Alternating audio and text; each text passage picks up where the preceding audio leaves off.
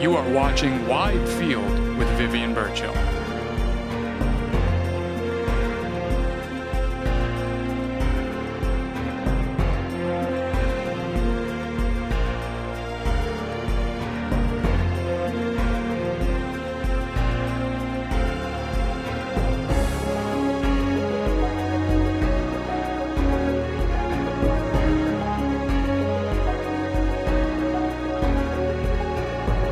This is Wide Field. Welcome to Wide Field. I'm Vivian Kobusingye Birchall, your host. My guest today is Acton Town Manager, Mr. John Mangiaratti, who will be sharing his experience on managing a town or municipality during COVID-19. John, welcome to Wide Field.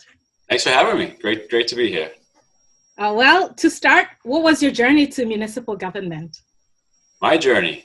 Yeah. Let's see. I grew up in a family that was into public service. My mother was a teacher for many years, and she served on the school committee for many years. My father was an attorney working for cities and towns in southeastern Massachusetts. So local government was always a topic of conversation at the dinner table.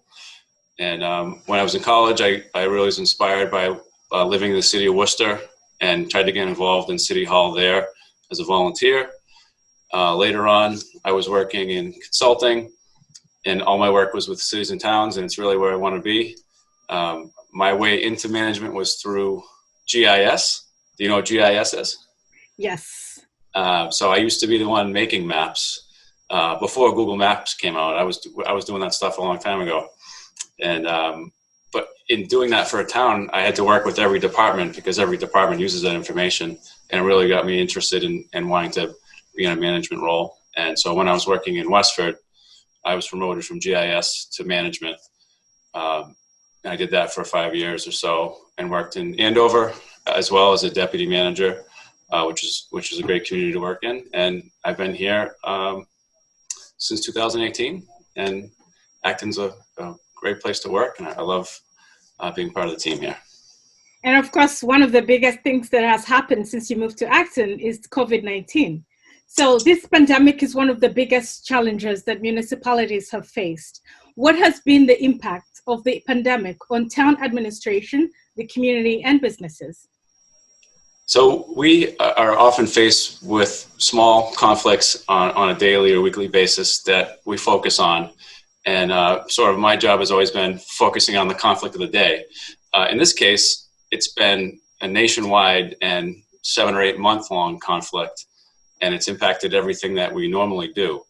I'm really proud of the way that Acton as an organization reacted to the pandemic. Very early on, we took measures to try to improve our position as an employer for our staff and for our community. And all along the way, we've been making decisions and trying to do things in the best interest of public health. But it's been a challenge, and it's sort of been a very defining moment for our organization, how we've performed, I think, during this time. When you mentioned some of these crises that have resulted from the pandemic, what has the town done to respond to the health, social, and economic crises?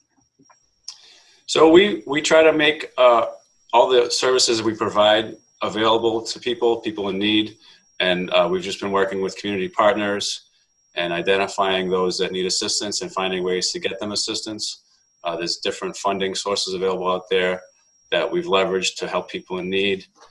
We've also done a lot to make sure that our seniors who rely on the senior center and a lot of town services that have been severely disrupted from this pandemic, we've found new ways to engage with them and to keep them interacting with each other and part of the community.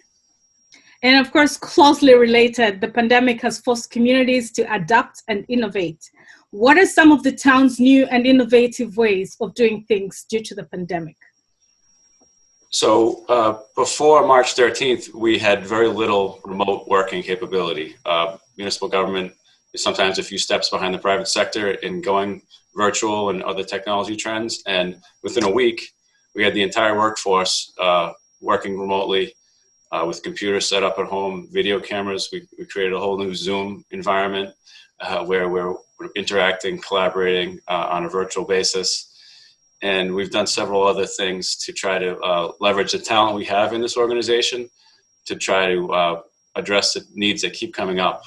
We're very fortunate in Acton to have a nursing program. We're one of only 2 communities in the Commonwealth that have a nursing service, and having that resource, Heather and her team, has been a great value to the community because she's an expert in this, and she just jumped right in and worked on it, while Cheryl Ball, who's our health director, was able to focus on all the other things related to public health and helping our businesses and residents react to the changing rules and requirements that we needed throughout this public health issue.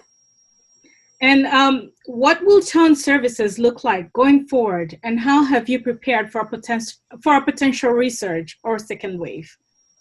We've been very careful about, we closed Town Hall, we closed many of our buildings on March 13th, and we haven't opened many of them yet. And we've been very deliberate and waiting for the right time to do that. The library's been open for limited appointments. Town Hall, we have curbside service, which has worked out really well. And we want to make sure that before we reopen things that we're in a good place. And as you can see, the trends out there are going in the wrong direction. And so we don't want to make any additional measures to put our employees at risk.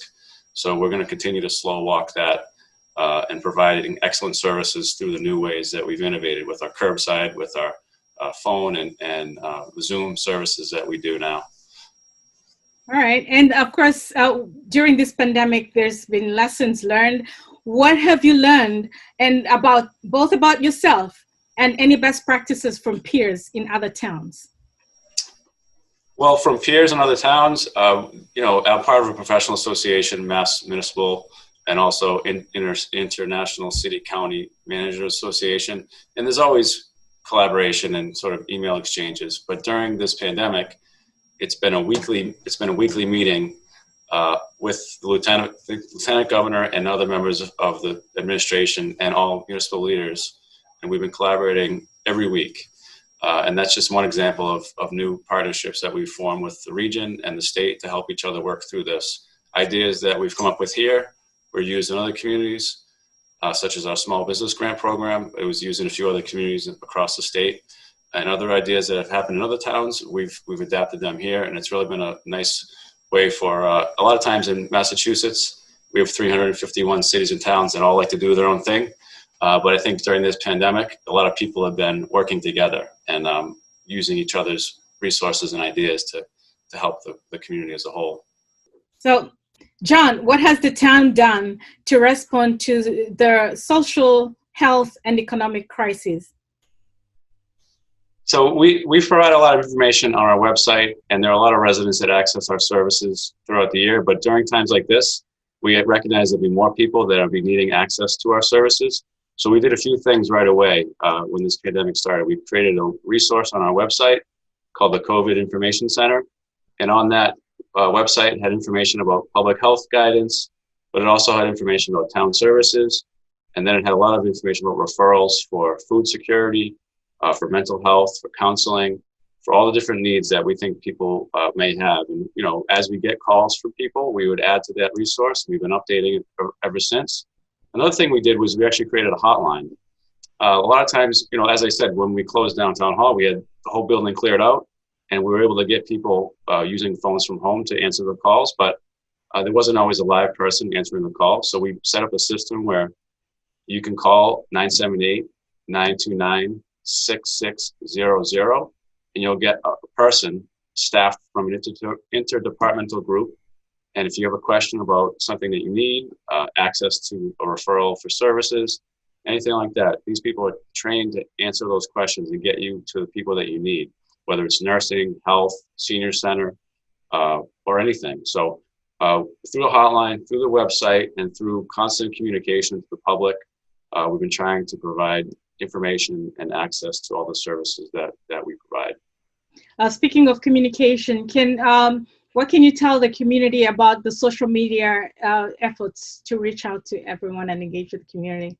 So, as I mentioned, we have a website resource that we update almost daily, but definitely weekly. But not everybody goes to the website. People don't mess with websites anymore. They're in the social media world, and sometimes they don't leave it. So we've had to take our message and bring it to social media. And we have a dynamic group of staff members that are part of a working group called the Social Media Working Group.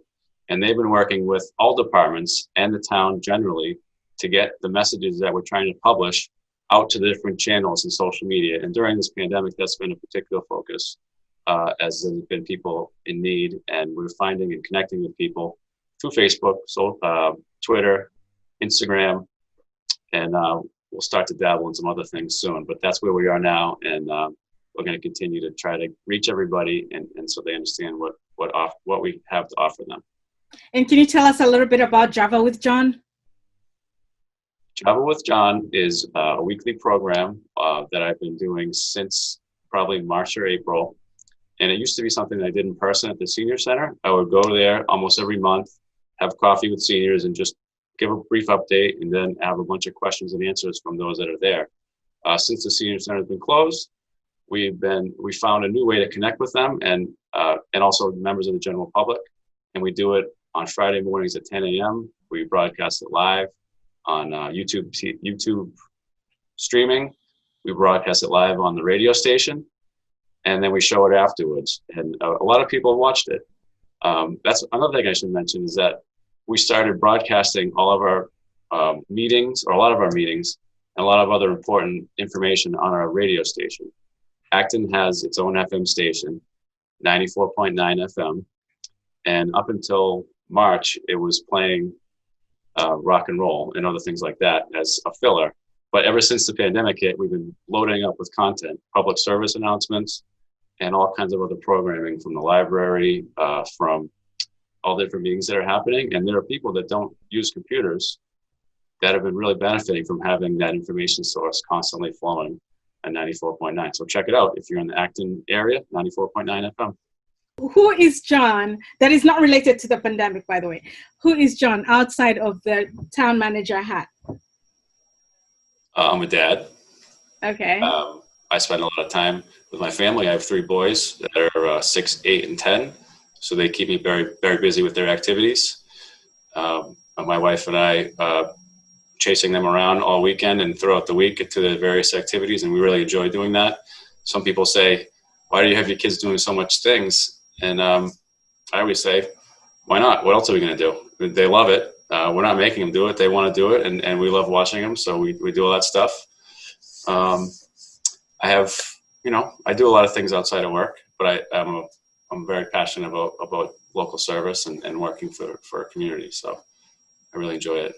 All right. Is there any message or anything you want to tell the community that I have not touched on about your work in local government and about the town of Acton? Just that we have a very professional organization, and I think in times like this, where we're operating with fewer people and providing more services, it really shows the investments we've made in great professional staff here, and the community really benefits from that. So I'm proud to be leading an organization like this. I'm proud of the work of the Board of Selectmen in setting policy direction for me and for us as an organization to work through everything we've been going through.